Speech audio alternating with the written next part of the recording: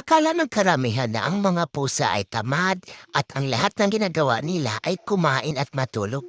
Alam mo ba na ang mga pusa ay may isang partikular na trabaho upang maisagawa sa iyong buhay? Ang lahat ng mga pusa ay may kapangyarihan upang alisin ang naipong negatibong enerhiya mula sa iyong katawan araw-araw. Habang natutulog ka, sinisip-sip nila ito mula sa iyong katawan. Kapag natutulog sila, ang katawan ng pusa ay naglabas ng negativity na inalis ito mula sa iyo.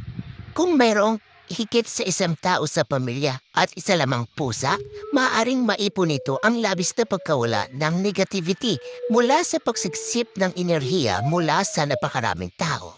Mabuti na magkaroon ng higit sa isang pusa sa sambahayan upang ang pasanin ay binabahagi sa kanila.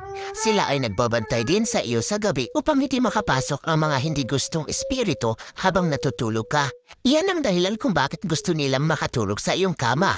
Kung may isang bagay na kakaibang nangyayari, lahat sila ay nakatulog sa kama kasama mo at palibutan ka.